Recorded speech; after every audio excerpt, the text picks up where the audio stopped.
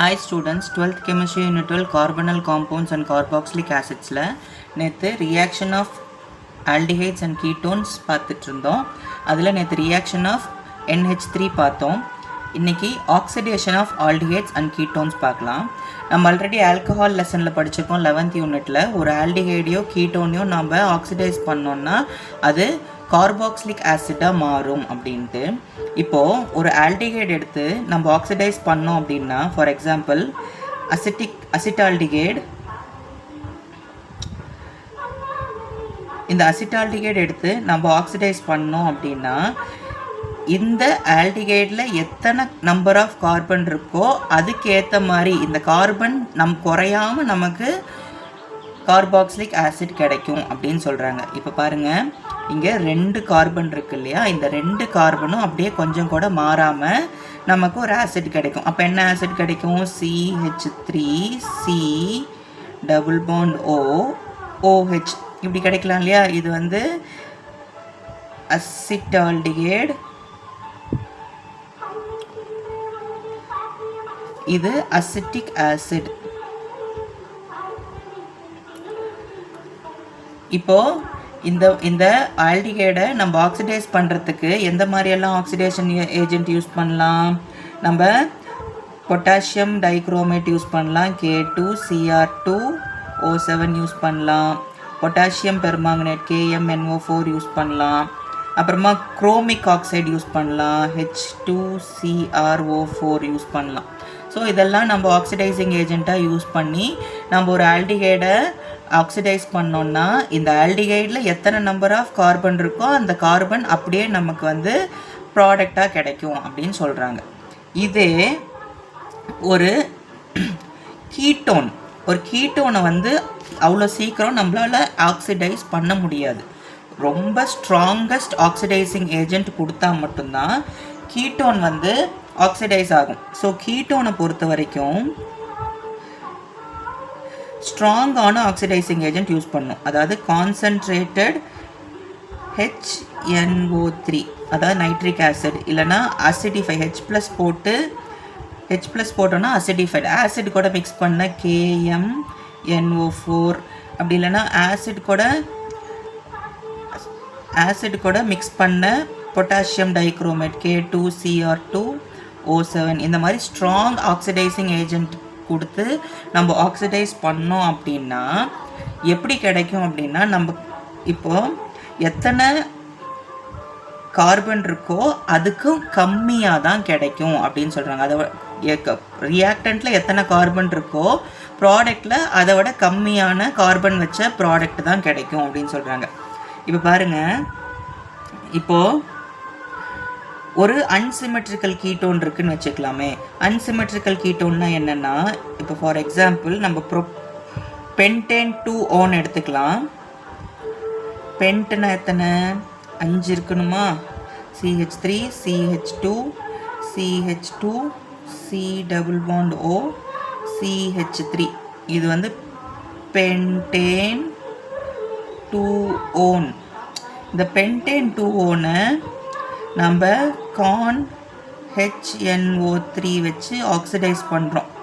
இப்போ என்ன நடக்கும் அப்படின்னா, இது ஒரு அன்சிமெட்ரிக்கல் கீட்டோன். இந்த அன்சிமெட்ரிக்கல் கீட்டோன் அப்படின்னா என்னென்னா, இது வந்து கார்பாக்சிலிக் ஃபங்க்ஷனல் குரூப் இல்லையா.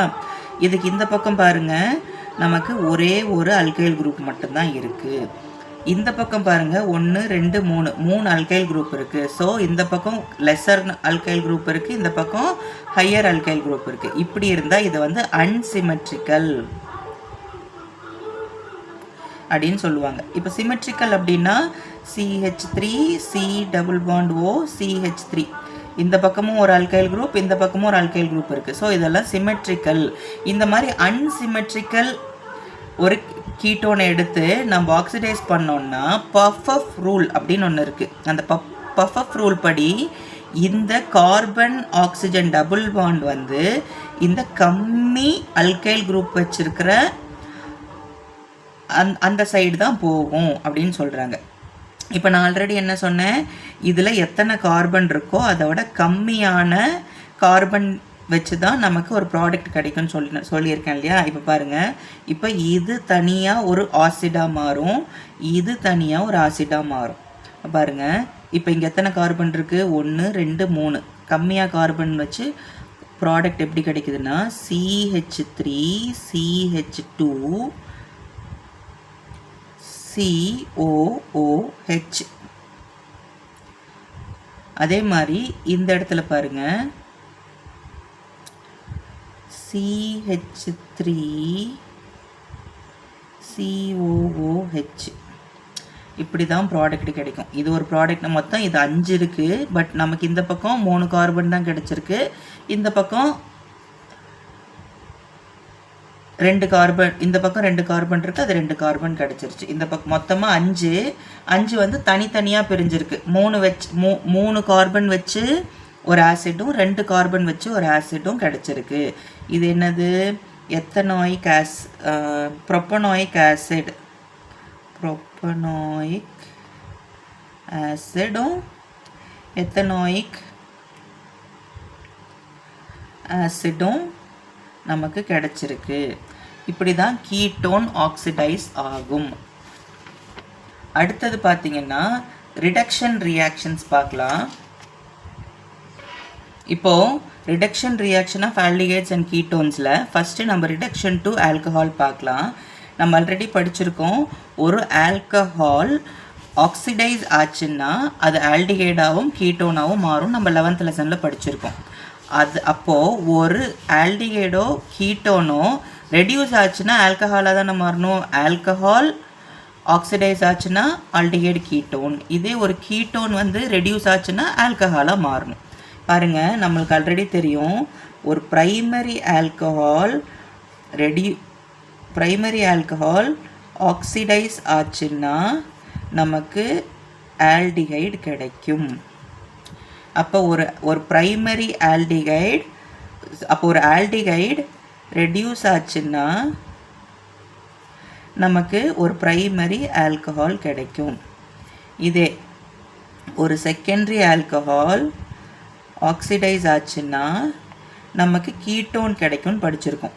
அப்போ ஒரு கீட்டோன் ரெடியூஸ் ஆச்சுன்னா நமக்கு செகண்டரி ஆல்கஹால் கிடைக்கும்.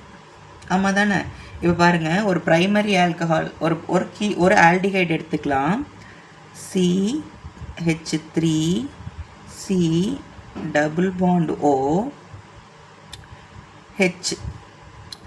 இதை வந்து நம்ம எந்த மாதிரி ரெடியூசிங் ஏஜெண்ட் எடுத்து நம்ம ரிடக்ஷன் பண்ணுவோம் அப்படின்னு பார்த்தீங்கன்னா lithium aluminium hydrate. Reducing agent வந்து லித்தியம் அலுமினியம் ஹைட்ரேட், அப்படி இல்லைன்னா sodium borohydride NaBH4. Lithium aluminium hydrate இல்லைன்னா சோடியம் போரோஹைட்ரேட்.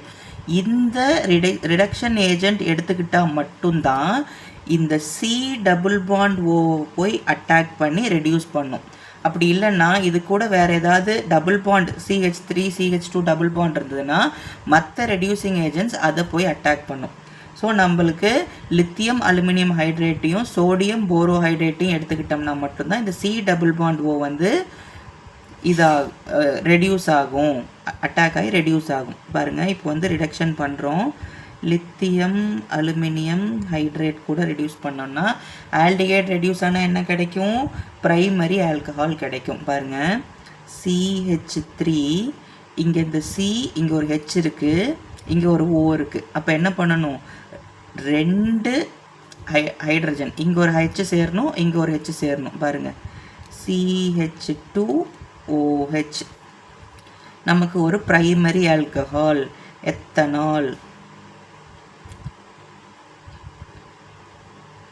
எத்தனால் கிடைச்சிருச்சு. ப்ரைமரி ஆல்கஹால்னால் என்னது? ஆல்கஹால் அட்டாச் ஆகிருக்கிற கார்பன் கூட ஒரே ஒரு அல்கைல் குரூப் மட்டும்தான் இருக்கணும். அப்படி தானே? பாருங்கள், இது இந்த கார்பன் வந்து ஆல்கஹால் அட்டாச் ஆகிருக்கிற கார்பன், இது கூட ஒரே ஒரு அல்கைல் குரூப் தான் இருக்குது. ஸோ இது வந்து ப்ரைமரி ஆல்கஹால். இப்போது ஒரு கீட்டோன் எடுத்து நம்ம ரெடியூஸ் பண்ணோம் அப்படின்னா நமக்கு செகண்டரி ஆல்கஹால் கிடைக்கும். இது ஆல்ரெடி நம்ம படிச்சிருக்கோம். ஒரு செகண்டரி ஆல்கஹாலை ஆக்சிடைஸ் பண்ணோன்னா நமக்கு கீட்டோன் கிடைக்கும் அப்படிங்கிறது. இப்போ ஒரு கீட்டோன் எடுத்துக்கலாம். CH3C double bond O CH3 acetone எடுத்துக்கிறோம். இதை சோடியம் போரோஹைட்ரேட் கூட நம்ம ரெடியூஸ் பண்ணோன்னு வைங்களா, இல்லைனா லித்தியம் அலுமினியம் ஹைட்ரேட் கூட எடுத்துக்கலாம். ரெண்டில் எது வேணாலும் எடுத்துக்கலாம். இப்போது என்ன நடக்கும்னா இங்கே பாருங்கள், இந்த ஹெச் இங்கே ஒரு ரெண்டு ஹெச் வேணும், இங்கே ஒரு ஹெச் வேணும். ஆமாம் தான், இங்கே ஒரு ஹெச் வேணும், இங்கே ஒரு ஹெச் வேணும். CH3 CH CH3 இங்கே OH. ஸோ இங்கே ஒரு 2 ஹைட்ரஜன், இங்கே ஒரு ஹெச், இங்கே ஒரு ஹெச் ஆட் ஆயிடுச்சு. ஸோ பாருங்கள், இந்த ஆல்கஹால் அட்டாச் ஆகிருக்கிற இந்த கார்பனில் இந்த பக்கமும் ஒரு அல்கைல் குரூப் இருக்குது, இந்த பக்கமும் ஒரு அல்கைல் குரூப் இருக்குது. ஸோ இதுக்கு வந்து ஐசோப்ரோப்பைல்னு சொல்லலாம். ஐசோப்ரோப்பைல் ஆல்கஹால் இல்லைன்னா ப்ரோப்பேன் 2 ஆல்னு சொல்லலாம். ப்ரோப்பேன் 2 ஆல்னு சொல்லலாம். 1 2 3 எப்படி போட்டாலும் ஹைட்ரஜன் OHக்கு 2 தான் வரும். ஸோ 3 கார்பன் இருக்கிறதுனால ப்ரோப்பு, செகண்ட் பொசிஷனில் OH இருக்குது, சிங்கிள் பாண்ட் இருக்கிறதுனால ஏன் ப்ரோப்பேன் 2 ஆல் கிடச்சிருச்சா. ஸோ அடுத்தது ரிடக்ஷன் ஆஃப் ஹைட்ரோ கார்பன். இப்போ ஒரு ஆல்டிஹைடும் கீட்டோனும் ஹைட்ரோ கார்பன்ஸ், அதாவது ஹைட்ரோ கார்பன் என்னது, ஒரு கார்பனும் ஹைட்ரஜனும் இருக்கிறதான ஹைட்ரோ கார்பன். ஹைட்ரோ கார்பனாக எப்படி ரெடியூஸ் ஆகுது அப்படின்னு பார்க்கலாம். இதுக்கு வந்து 2 மெத்தட் கொடுத்துருக்காங்க, ரெண்டுமே நேமிங் ரியாக்ஷன். ஒன்று கிளிமென்சன் ரிடக்ஷன்,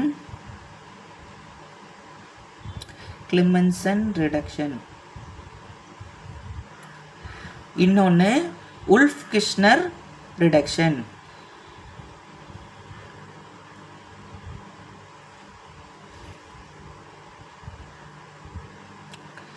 இப்போ கிளிமென்சன் ரிடக்ஷன் பார்க்கலாம். இப்போ கிளிமென்சன் ரிடக்ஷன் அப்படின்னா என்னென்னா, ஒரு ஆல்டிகைடை எடுத்து CH3 C double bond OH ஒரு ஆல்டிகைட் இல்லைன்னா ஒரு கீட்டோன், இதை எடுத்து நம்ம ரெடியூஸ் பண்ணுறோம்.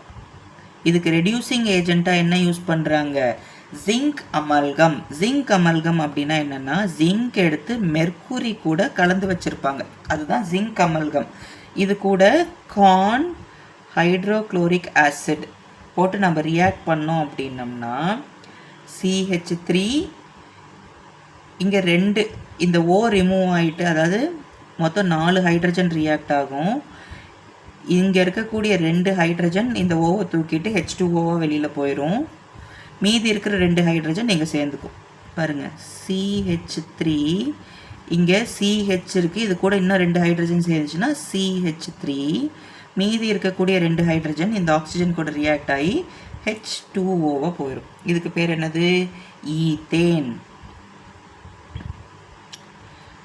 ஓகேங்களா. இப்போது அடுத்தது இதே கிளிமென்சன் ரிடக்ஷனில் ஒரு கீட்டோனை ரியாக்ட் பண்ணோன்னா CH3 C double bond O CH3 இது கூட 4 ஹைட்ரஜன், அதே சேம் ஜிங்க் அமல்கம். ஜிங்க் அமல்கம்னா என்னது, மெர்க்குரி கூட ஜிங்கை மிக்ஸ் பண்ணி வச்சுருப்பாங்க. இன் ப்ரெசன்ஸ் ஆஃப் கார்ன் HCl கூட ட்ரீட் பண்ணோன்னா 2 ஹைட்ரஜன் இந்த இடத்துல ஜாயின் ஆகும், 2 ஹைட்ரஜன் இந்த ஓவை தூக்கிட்டு H2O வெளியில் போயிடும். அப்போ பாருங்கள், CH3 CH2 CH3 plus H2O. இது என்னது, 3 கார்பன் இருக்கனால ப்ரோப்பேனுங்கிற ஒரு ஹைட்ரோ கார்பன். இதில் எந்த ஃபங்க்ஷன் குரூப்பும் கிடையாது, அதனால தான் இதுக்கு நம்ம ஹைட்ரோ கார்பன்ஸ் அப்படின்னு சொல்கிறோம். அடுத்தது பார்த்திங்கன்னா உல்ஃப்-கிஷ்னர் ரிடக்ஷன் பார்க்கலாம். உல்ஃப்-கிஷ்னர் ரிடக்ஷன் பார்த்தோம் அப்படின்னா இது என்ன பண்ணுறாங்கன்னா, ஒரு ஆல்டிஹைடோ கீட்டோனோ எடுத்து ஹைட்ராசின் கூட ட்ரீட் பண்ணுறாங்க. ஹைட்ராசின்னா என்னென்னு பார்த்தோம், ஹைட்ராசினுங்கிறது ஒரு அமோனியா டிரைவேட்டிவ்ஸ், நம்ம அது படித்தோம் இல்லையா, NH2 NH2. இதை ரெடியூசிங் ஏஜெண்ட்டாக எடுத்துக்கிட்டு இது கூட ஒரு கேட்டலிஸ்ட் யூஸ் பண்ணுறாங்க. அதாவது என்னத்தை கேட்டலிஸ்ட்டாக யூஸ் பண்ணுறாங்க, சோடியம் ஈத்தாக்சைடு, அதாவது ஈத்துனா என்னது, C2H5 ஈத்தேன் ஒரு ஆக்சைடு, இது கூட சோடியம் இருந்தால் சோடியம் ஈத்தாக்சைடு C2H5ONA. இதை வந்து கேட்டலிஸ்ட்டாக யூஸ் பண்ணுறாங்க, இது வந்து ரெடியூசிங் ஏஜெண்ட்டாக யூஸ் பண்ணுறாங்க. இந்த ஒரு ஆல்டிகைடையோ கீட்டோனையோ எடுத்து ஹைட்ராஜனை ரெடியூசிங் ஏஜெண்ட்டாக யூஸ் பண்ணி அதை சோடியம் ஈத்தாக்சைடை கேட்டலிஸ்ட்டாக யூஸ் பண்ணோம் அப்படின்னா நமக்கு ஹைட்ரோ கார்பன்ஸ் கிடைக்குது அப்படின்னு சொல்கிறாங்க. இப்போ பாருங்கள், சேம் ப்ராசஸ் தான். இப்போ ஒரு aldehyde CH3 C double bond OH plus அதே 4 H போய் ரியாக்ட் பண்ணுறோம்.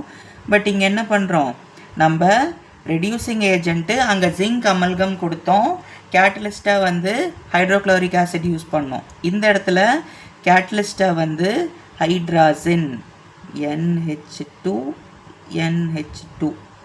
யூஸ் பண்ணுறோம். ப்ளஸ் இந்த இடத்துல கேட்டலிஸ்ட்டாக சோடியம் ஈத்தாக்சைடு யூஸ் பண்ணுறோம், C2H5ONA. இப்போ என்ன நடக்கும் அப்படின்னு பார்த்தீங்கன்னா CH2 ஆயிரும், H2O வெளியில் போயிடும். அங்கே நம்ம கிளிமன்சன் ரிடக்ஷனில் கிடைச்ச அதே ப்ராடக்ட் கிடைக்கும், பட் எக்ஸ்ட்ராவாக நமக்கு ஒரு ப்ராடக்ட் கிடைக்கும். இங்கே இருக்கக்கூடிய 4 Hல் 2 H இங்கே ஜாயின் ஆகிக்கும், இது கூட மீதி இருக்கிற 2 H இந்த ஓவை தூக்கிட்டு H2O வெளியில் போயிடும். அப்போ மீதி என்ன இருக்கும், 2 N இருக்குமா, N2 கேஸ் எவால்வேட் ஆகும். பாருங்கள், CH3 ஈத்தேன் கிடச்சிருச்சு, இது கூட வாட்டர் மாலிக்யூல் வெளியில் போயிடுச்சு, ப்ளஸ் N2 கேஸும் வெளியில் போயிடுச்சு. இப்போது ஒரு கீட்டோன் எடுத்துக்கலாம், CH3 C double bond O CH3. இப்போ இதுவும் 4 H கூட ட்ரீட் ஆகுது, இது ஹைட்ராஜனில் இருக்கக்கூடிய 4 H, NH2 in presence of C2H5ONA sodium ethoxide. அப்போ நமக்கு என்ன கிடைக்கும், இங்கே 2 H ஜாயின் ஆகும், இந்த O கூட 2 H ஜாயின் ஆகி H2O போயிடும், மீதி இருக்கிற N2 கேஸாக வெளியில் போகும். CH3 plus H2O plus N2 கேஸாக வெளியில் போயிடும். அப்போ ப்ரோப்பேன் நமக்கு கிடைக்கும். ஓகேங்களா. அடுத்தது ரிடக்ஷன் டு பின்னக்கால். பின்னக்கால் அப்படிங்கிறது என்னன்னு பார்த்தீங்கன்னா ஒரு டைஹைட்ரிக் ஆல்கஹால். இப்போ பின்னக்காலோட ஸ்ட்ரக்சர் எப்படி இருக்கும்னு பார்த்தீங்கன்னா ஒரு அல்கைல் குரூப், இங்கே ஒரு கார்பன், இங்கே ஒரு கார்பன், இங்கே ஒரு அல்கைல் குரூப், இங்கே ஒரு அல்கைல் குரூப், இங்கே ஒரு அல்கைல் குரூப், இங்கே ஒரு OH, இங்கே ஒரு OH இருக்கும். இதுக்கு பேர் தான் பின்னக்கால், பின்னக்கால்ஸ் அப்படின்னு சொல்லுவாங்க. இது பின்னக்கால்ஸாக எப்படி ரெடியூஸ் ஆகுது அப்படின்னு பார்த்தோம் அப்படின்னா இது அசிட்டோன். இப்போ பார்த்தீங்கன்னா 2 கார்பன் இருக்கிறது அப்படின்னா அசிட்டோன் எடுத்துக்கலாம், 2 மாலிக்யூல் ஆஃப் அசிட்டோன் எடுத்துக்கிறோம். CH3 C double bond O CH3 plus O double bond C CH3 உங்களுக்கு புரியணுங்கிறதுக்காக இப்படி போடுறேன். Plus hydrogen.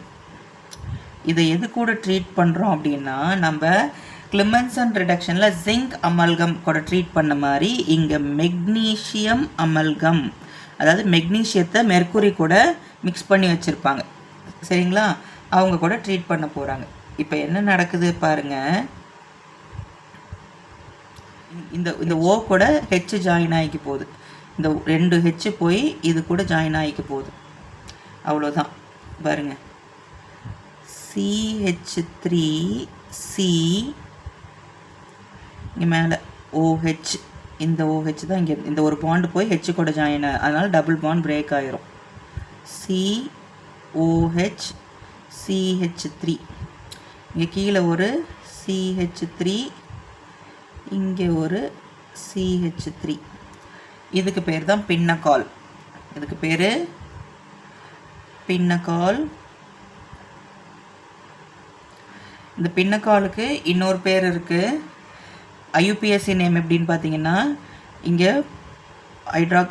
இதுதான் ஃபங்க்ஷனல் குரூப்பு. அப்போ 1 2 3 4 OH ஃபங்க்ஷனல் குரூப்னா இதுவும் சப்ஸ்டியூஷன். அப்போ பாருங்கள் 2,3 டைமெத்தில் 1 2 3 4 இருக்கிறனால பியூட் சிங்கிள் பாண்டுங்கனால ஏன். அதே 2,3 டைஆல் 2 ஆல்கஹால் இருக்கிறனால டைஆல். ஸோ 2,3 டைமெத்தில் பியூட்டேன் 2,3 டைஆல் அப்படின்னு இதுக்கு IUPAC நேம்.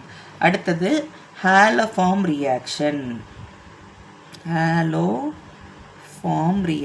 ஹாலோஃபார்ம்னா என்னது? ஒரு ஹாலஜன் கூட ட்ரீட் பண்ண போகிறோம், அதுதான் ஹாலோஃபார்ம். இப்போ பாருங்கள், ஒரு